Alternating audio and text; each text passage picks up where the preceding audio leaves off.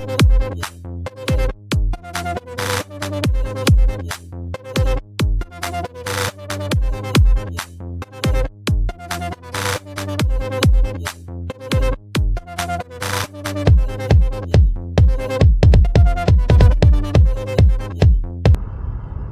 YouTube, ഇതാണ് എൻ്റെ അച്ഛൻ. ഇന്ന് ഞങ്ങൾ ചെറിയൊരു യാത്രയ്ക്ക് ഇറങ്ങിയതാണ്. അപ്പം ഫിസിക്സ് അധ്യാപകനായ എൻ്റെ അച്ഛനോട് ചോദിച്ചിട്ട് നമ്മുടെ കാറും ബൈക്കും ഒക്കെ ഓടുന്നതിനകത്തുള്ള ഫിസിക്സ് എന്താണെന്നുള്ളത് നമുക്കിതൊന്ന് മനസ്സിലാക്കാം. അച്ഛേ, ഈ വണ്ടി വഴി കൂടി ഓടുന്നതിൻ്റെ, ബൈക്കായാലും കാറായാലും, അതിൻ്റെ ഫിസിക്സ് ഒന്ന് പറയാമോ? അതായത് ഈ ന്യൂട്ടന്റെ ഒന്നാം ചലന നിയമം കേട്ടിട്ടുണ്ടല്ലോ, അതിന്റെ ഒരു ഭാഗം പറയുന്നത് നേർരേഖയിൽ സഞ്ചരിക്കുന്ന ഒരു വസ്തു അതിന്മേൽ ഒരു ബാഹ്യബലം കൊടുക്കുന്നില്ല എങ്കിൽ അത് അങ്ങനെ തന്നെ സഞ്ചരിച്ചുകൊണ്ടിരിക്കും.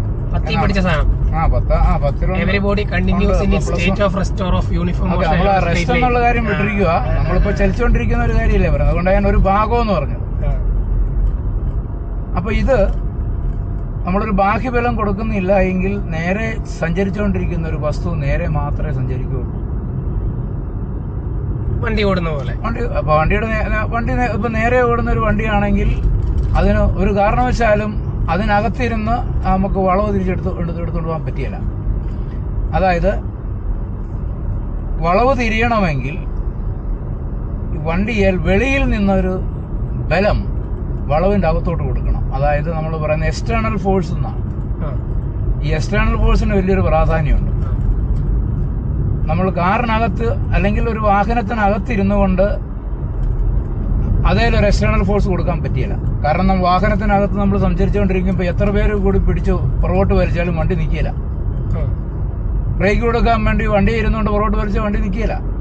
കാരണം വണ്ടിക്ക് അകത്ത് ഇരുന്നുകൊണ്ട് ഇങ്ങനെ സ്റ്റിയറിംഗ് വലിച്ചാലോ, സ്റ്റിയറിംഗ് വലിക്കുന്ന ഇപ്പൊ നമ്മൾ മുൻപോട്ട് പോകുമ്പോൾ വാഹനത്തിന് സ്പീഡ് കുറയണമെങ്കിൽ പുറകോട്ട് ഒരു ബലം കൊടുത്താൽ പോരെ, മതി. അപ്പൊ നമ്മൾ ഈ വാഹനത്തിനകത്തിരുന്നത് കൊടുക്കാനൊക്കത്തില്ലെന്ന് ഇല്ല. എത്ര പേര് വാഹനത്തിനകത്തിരുന്ന് പുറകോട്ട് വലിച്ചാലും വണ്ടിയുടെ സ്പീഡ് കുറയില്ല. കാരണം വാഹനത്തിനകത്തിരുന്നുകൊണ്ട് നമ്മൾ കൊടുക്കുന്ന ഫോഴ്സിന് പറയുന്ന ഒരു ഇന്റേണൽ ഫോഴ്സ് എന്ന് പറയും.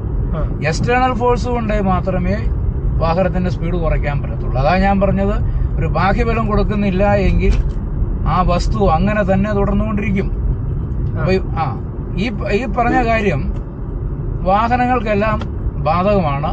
വാഹനത്തിനൊരു വളവ് തിരിയണമെങ്കിൽ വളവിന്റെ ഉള്ളിലേക്ക് ഒരു ബാഹ്യബലം കിട്ടണം. അതല്ലെങ്കിൽ ഈ വളവിന് ടാൻജൻഷ്യലായിട്ട് വണ്ടി നേരെ പോവുകയുള്ളൂ, അടുത്ത കപ്പയ്ക്കകത്തോട്ട് കയറി പോകും. അപ്പോൾ അതിന് തന്നെ രണ്ട് കേസുകളുണ്ട്. ഒന്ന്, ഒരു ഫ്ലാറ്റ് റോഡാണെങ്കിൽ നമ്മൾ വളവ് തിരിയുമ്പോൾ സംഭവിക്കുന്നത്, നേരെ വന്നപ്പോൾ നേരെ നിന്ന് കറങ്ങിക്കൊണ്ടിരിക്കുന്ന ആ വീലുകൾ നമ്മൾ വളവിൽ വരുമ്പം വളവിന്റെ ഉള്ളിലേക്ക്, വളവിന്റെ ദിശയിലേക്ക് നമ്മൾ വാഹനത്തിന്റെ ഫ്രണ്ട് വീലുകൾ ചരിക്കും.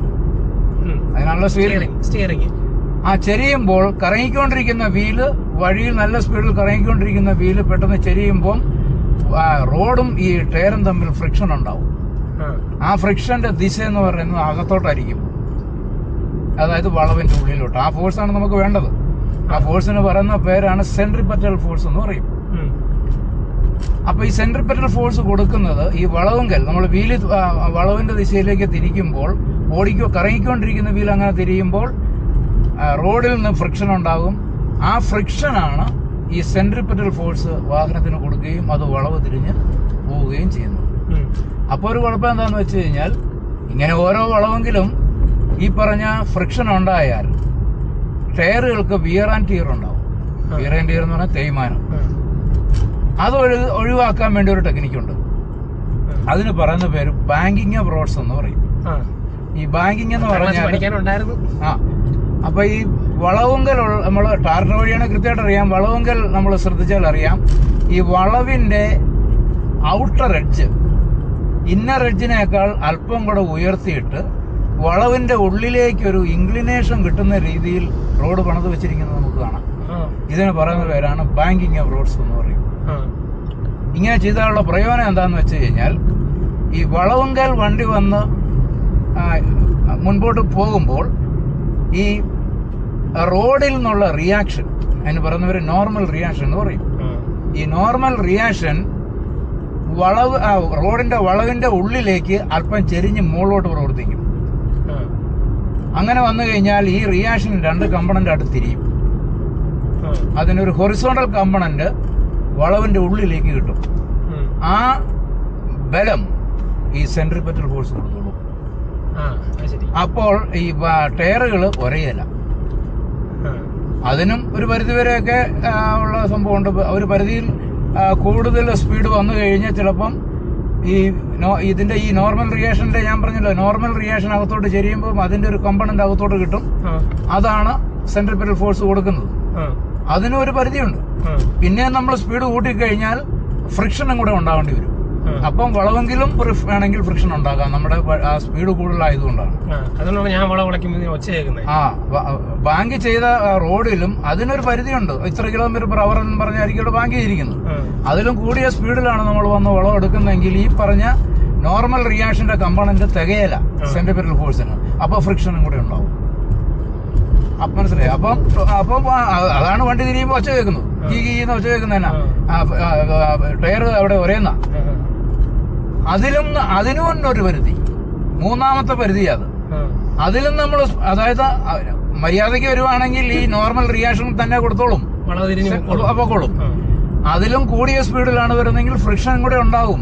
അപ്പോഴും അതോടെ ഒന്നുമില്ല, വണ്ടി തിരിഞ്ഞു പൊക്കോളും. ഒച്ച കേൾക്കുന്നുള്ളൂ. ടയർ ഇച്ചിരി കരിഞ്ഞ മണമൊക്കെ വരും. പിന്നെ അതിലും കൂടിയാൽ സെൻട്രിപെറ്റൽ ഫോഴ്സ് കൊടുക്കാൻ ഈ 2 ബലത്തിനും പറ്റില്ല. 2 ബലം ഞാൻ ഉദ്ദേശിച്ച് നമ്മൾ പറഞ്ഞില്ലേ, ഈ ബാങ്കിങ് കൊണ്ട് കിട്ടുന്ന നോർമൽ റിയാക്ഷന്റെ ഒരു കോമ്പണന്റും ടയറെ കിട്ടുന്ന ഫ്രിക്ഷനും കൂടെ കൂടിയാലും തികയാതെ വരും സെൻട്രിപെറ്റൽ ഫോഴ്സ് അതിന്റെ സ്പീഡ് അനുസരിച്ച്. അപ്പൊ സ്പീഡ് കൂടുന്നതനുസരിച്ച് സെൻട്രിപെറ്റൽ ഫോഴ്സ് കൂടുതൽ വേണം. അതിന് ഇക്വേഷൻ ഒക്കെ ഉണ്ട്. നമുക്കിപ്പോ ഇവിടെ ബാധകമല്ലോ. mv²/r എന്ന് പറയും. m എന്ന് പറയുന്ന വാഹനത്തിന്റെ മാസ്. വാഹനത്തിന്റെ മാസ് എന്ന് പറഞ്ഞാൽ വാഹനത്തിന്റെ വെയിറ്റ് കൂടാതെ നമ്മുടെ ഇരിക്കുന്ന എല്ലാവരുടെ കൂടെ മൊത്തം മാസാണ് m. v എന്ന് പറയുന്നത് വരുന്ന സ്പീഡ്. r എന്ന് പറയുന്നത് ആ വളവിന്റെ റേഡിയസ്. അപ്പം ഒരു വാഹനം വരുമ്പോൾ ഈ മാസും വളവ് തിരിയുമ്പോൾ റേഡിയസും വ്യത്യാസം ഇല്ലല്ലോ, കോൺസ്റ്റന്റാ. അപ്പൊ പിന്നെ സ്പീഡ് കൂടുന്നതനുസരിച്ച് ഇവന് സെൻട്രിപെറ്റൽ ഫോഴ്സ് കൂടുതൽ വേണം. അതുകൊണ്ടാണ് ഞാൻ പറഞ്ഞത്, മര്യാദയ്ക്ക് വരുവാണെങ്കിൽ ആ നോർമൽ റിയാക്ഷന്റെ ഒരു കമ്പണന്റ് കൊടുത്തോളും. ബാങ്കിങ് ഓഫ് റോഡ്സിൽ അത് തന്നെ സംഭവം. പിന്നെ അല്പോടെ സ്പീഡ് കൂടിയാലും ഇറങ്ങി പോകാൻ ഫ്രിക്ഷൻ ഉണ്ടാവും. ഇനിയും സ്പീഡ് കൂട്ടരുത്. കൂട്ടിക്കഴിഞ്ഞാൽ ഇത് 2 കൂടെ കൂടിയാലും, അതായത് ഫ്രിക്ഷനും നോർമൽ റിയാക്ഷന്റെ കമ്പണന്റും കൂടെ കൂടിയാൽ പോലും സെൻട്രിപെറ്റൽ ഫോഴ്സ് കിട്ടാതെ വരുമ്പം വണ്ടി സ്കിഡ് ചെയ്യും. വളവെങ്കിൽ വണ്ടി തന്നെ അടുത്ത കപ്പയ്ക്കകത്ത് കയറും. അതാണ് ഈ സംഭവം. ഇതേ കാരണം കൊണ്ട് തന്നെയാണ് നമ്മുടെ ഈ ബൈക്ക് യാത്രക്കാരെ ശ്രദ്ധിച്ചാൽ അറിയാം, അവർ വളവെടുക്കുമ്പോൾ ഇങ്ങനെ ചെരിഞ്ഞിരിക്കുന്നതാണ്. വളവെടുക്കുമ്പോൾ ചെരിഞ്ഞിരിക്കുന്ന കാരണം അതും ഇത് തന്നെ സംഭവം. കാരണം ചെരിഞ്ഞ് നിൽക്കുമ്പോൾ തന്നെ ഈ റോഡിൽ നിന്നുള്ള റിയാക്ഷൻ ഈ പറഞ്ഞ വളവിനകത്തോട്ട് ചെരിയും. അത് 2 കമ്പണന്റായിട്ട് തിരിയും. വളവിനകത്തോട്ടൊരു ബലം നമുക്ക് കിട്ടും. ആ ബലമാണ് അവിടെ സെൻട്രിപെറ്റൽ ഫോഴ്സ് കൊടുക്കുന്നത്. ഇവന്റെ സ്പീഡ് കൂടുന്നതനുസരിച്ച്, ഇപ്പൊ സെയിം വളമാണെങ്കിൽ പോലും കൂടിയ സ്പീഡിലാണ് അവിടെ വരുന്നതെങ്കിൽ ഇവന് ഇൻക്ലിനേഷൻ കൂടുതൽ വേണം. ആ ഇൻക്ലിനേഷൻ കൂടുതൽ കിട്ടുക എന്ന് പറഞ്ഞാൽ സാധാരണ നോർമൽ കേസിൽ അത് അതിനൊക്കെ ഒരു പരിധി ഉണ്ടല്ലോ. അതേസമയം ഈ റേസിംഗുകാരൊക്കെ ഉണ്ടല്ലോ, ട്രാക്കിൽ റേസ് ചെയ്യുന്നവര്, അവര് ഈ ട്രെയിനിങ് എടുക്കുമ്പോ അവര് കിടന്നുറങ്ങുക, അതെന്നാന്ന് വെച്ച് കഴിഞ്ഞാല് അത് അവരുടെ സ്പീഡ് അനുസരിച്ച് ഉള്ള സാധാ ഇൻക്ലിനേഷൻ കിട്ടിയല്ല. കാരണം ആ ഇൻക്ലിനേഷനും പോരാ സെൻട്രിപെറ്റൽ ഫോഴ്സ് കിട്ടാൻ വേണ്ടിട്ട്.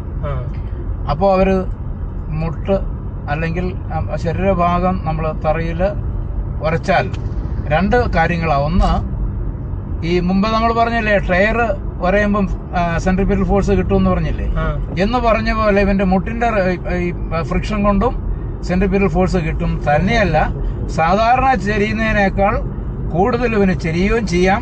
മുട്ട് താഴെ മുട്ടിയിരിക്കുന്നതുകൊണ്ട് മറിഞ്ഞ് താഴോട്ട് വീഴത്തുമില്ല. അതിനാണ് ഇവൻ ഈ ആള് ഇങ്ങനെ മുട്ട് നിലത്തുറച്ച് പോണത്. അതൊക്കെ ഭയങ്കര സ്പീഡാണ്. നമ്മുടെ മര്യാദയ്ക്ക് പോകുന്നവർക്കൊന്നും ഇതിന്റെ ഒരു കാര്യമില്ല. മര്യാദയ്ക്ക് പോകുന്നവൻ സാധാരണ രീതിയിൽ നമ്മൾ കണ്ടില്ലേ, അല്പം ഒന്ന് ചെരിഞ്ഞ് ഇങ്ങനെ നിൽക്കുന്നു പോകും. സാധാരണ ഇത് നമുക്കറിയാലോ, ഒരു 45 ഡിഗ്രിയിൽ കൂടുതൽ എരിഞ്ഞു കഴിഞ്ഞാൽ നമ്മൾ ആ ഭാഗത്തോട്ട് മറിഞ്ഞു പോകും. ആ, അപ്പൊ ഈ ഭയങ്കര സ്പീഡിൽ വരുന്ന ബൈക്കിന് 45 ഡിഗ്രി തിരിഞ്ഞാൽ പോരാ, അതിലും കൂടുതൽ എരിയണം. അതിലും കൂടുതൽ എരിഞ്ഞാൽ അവന്റെ ബാലൻസ് പോകും. അപ്പം തറയില് മുട്ട ഉരച്ചാൽ 2 പ്രയോജനമാണ്. മുട്ടിന്റെ ഒരു ഫ്രിക്ഷനും കൂടെ കിട്ടും സെന്റിമീറ്റർ ഫോഴ്സ് ആയിട്ട്. പിന്നെ ഇത് കൂടാതെ ഇവന് മറിഞ്ഞു വീഴാതിരിക്കാൻ ഒരു സപ്പോർട്ട് കൂടെ ഉണ്ട്. അപ്പൊ കൈയുടെ മുട്ടും കൂടി കുത്തുമ്പോൾ കുറച്ചുകൂടി ഫോഴ്സ് കിട്ടും. ഫോഴ്സ് കിട്ടും, സപ്പോർട്ടും കിട്ടും. മറിഞ്ഞു വീഴാതിരിക്കാനുള്ള സപ്പോർട്ട്. നമ്മൾ ഒരു സൈഡിലേക്ക് മറിഞ്ഞു വീഴുമ്പോൾ കൈ കുത്തിയല്ലേ എന്ന് പറഞ്ഞാൽ തന്നെ. ഒന്ന് വണ്ടി ഓടിക്കണമെങ്കിൽ ഈ ഫിസിക്സ് എല്ലാം വർക്ക് ആവണം. വേണ്ട, പിന്നെ ഫിസിക്സിന്റെ തിയറി അറിയാവുന്നവരല്ലല്ലോ ഈ വണ്ടി ഓടിച്ചോണ്ടിങ്ങനെ നടക്കുന്നത്. പള്ളിക്കൂടത്തിൽ പോകാത്തവനും വണ്ടി ഓടിച്ചോണ്ട് നടക്കാമല്ലോ. അവനിപ്പോ ഇതൊന്നും അറിയേണ്ട കാര്യമില്ല. വളവൊക്കെ ചെല്ലുമ്പോൾ ഓട്ടോമാറ്റിക് ആയിട്ട് ഇവൻ അറിഞ്ഞുകൊണ്ട് തിരിയുന്നതല്ല, അവൻ ഓട്ടോമാറ്റിക്കായിട്ട് ചെരിഞ്ഞില്ല മറിഞ്ഞു വീഴും. അതല്ല, വളവില്ലാത്തോടെ സ്ഥലത്തൊന്ന് ചെരിഞ്ഞു വയ്ക്കാൻ മറിഞ്ഞു വീഴില്ലേ. ആ, അതിന്റെ കാരണം അങ്ങനെ ചെരിഞ്ഞു കഴിഞ്ഞാൽ അകത്തോട്ടൊരു പുള്ളിങ്ങി കിട്ടും. വളവിൻ അകത്തോട്ടൊരു പുള്ളിങ്ങി കിട്ടിക്കഴിഞ്ഞാൽ ആ പുള്ളിങ്ങി കൊണ്ട് നമ്മൾ മറിച്ചിടും. പക്ഷേ വളവ് തിരിയുമ്പോൾ അങ്ങനെ ഒരു പുള്ളിങ്ങി കിട്ടിക്കഴിഞ്ഞാൽ അത് നമ്മളെ മറിച്ചിടിയല്ല, പകരം നമുക്ക് പോകാനുള്ള സെൻട്രിപിറ്റൽ ഫോഴ്സ് തരും. ആ ഫോഴ്സ് സ്പീഡ് ഉണ്ടെങ്കിലല്ലേ? ആ, സ്പീഡ് ഉണ്ടെങ്കിൽ സ്പീഡിൽ പോകണം, മറിഞ്ഞു വീഴായിരിക്കണമെങ്കിൽ പോണം. അല്ല, വളവെങ്കിൽ പതുക്കെ പോയാലും കുഴപ്പമില്ല. സ്പീഡിൽ പോകുമ്പോഴേ പ്രശ്നമുള്ളൂ. അതിപ്പോ സാധാ സ്പീഡാണെങ്കിൽ പോലും ഒരു 30 കിലോമീറ്റർ 40 കിലോമീറ്റർ 50 കിലോമീറ്റർ ആണെങ്കിൽ പോലും ചെരിയണം, എങ്കിലേ ആ ഫോഴ്സ് കിട്ടുള്ളൂ. നോക്കിയാലും കാണാം. വഴി ബാങ്കി നമുക്ക് പോകുന്ന വഴിക്ക് തന്നെ കൃത്യമായിട്ട് അറിയാലോ ബാങ്ക് ചെയ്തിട്ടിരിക്കുന്നത്. നമ്മളിത് എങ്ങനെ നമ്മളൊരു വാഹനം വളവെടുക്കുമ്പോ എന്തുമാത്രം ഫോഴ്സല്ല അതിൽ ആക്ട് ചെയ്യുന്നറിയാവോ? അതായത് ഒത്തിരി സംഭവങ്ങളാ അത് ഈ നമ്മൾ വാഹനത്തിൽ ആക്ട് ചെയ്യുന്ന ഫോഴ്സ് എന്ന് പറയുന്നത്. നമ്മളിതൊന്നും അറിയുന്നില്ല, നമ്മൾ വളവെടുത്തങ്ങ് പോകണമെന്ന് മാത്രമേ ഉള്ളൂ.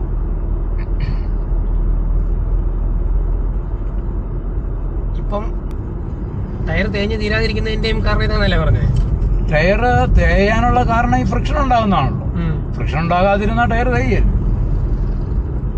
ഇപ്പൊ നമ്മൾ നേരെ വണ്ടി ഇപ്പൊ ഇങ്ങനെ ഓടിച്ചോണ്ട് പോവാ, വളവില്ല, നേരെ വണ്ടി ഓടിച്ചോണ്ട് പോവാണെങ്കിൽ ഈ ഉരഞ്ഞ ടയർ തീരുകയല്ലോ. ഇല്ല. പക്ഷെ വളവെങ്കിൽ നമ്മൾ വണ്ടി എടുക്കുമ്പോഴത്തേന് ബാങ്ക് ചെയ്തിട്ടില്ലെങ്കിൽ ഉരയും. പക്ഷേ ബ്രേക്ക് ചവിട്ടുമ്പോഴോ? ബ്രേക്ക് ചവിട്ടുമ്പോഴും അതുമായിട്ട് ബന്ധമില്ലല്ലോ, ടയറുമായിട്ട് അതിന് ബന്ധമില്ലല്ലോ. ബ്രേക്ക് ചവിട്ടുമ്പോൾ വണ്ടിയുടെ സ്പീഡ് കുറയുന്നു, അത് ഇപ്പൊ അതിന്റെ മെക്കാനിസം കൊണ്ടൊന്നല്ലാതെ ഇപ്പൊ ഈ ഫോഴ്സോ അല്ലെങ്കിൽ ബ്രേക്കോ ആയിട്ടൊന്നും ഒരു ബന്ധമില്ല. പക്ഷെ തറയെ ഫ്രിക്ഷൻ ഇല്ലെങ്കിൽ, ടയറും തറയും തമ്മിൽ ഫ്രിക്ഷൻ ഇല്ലെങ്കിൽ ബ്രേക്ക് ചവിട്ടുമ്പോൾ തന്നെ പോകും. മൊട്ട ടയറൊക്കെ ഈ പോണുണ്ടോ BMW? ബ്രേക്ക് ചവിട്ടുമ്പോഴല്ല, ഫ്രിക്ഷൻ വളവ് തിരിയണമെങ്കിൽ ഈ ഫോഴ്സ് വേണമെന്ന് പറഞ്ഞല്ലോ.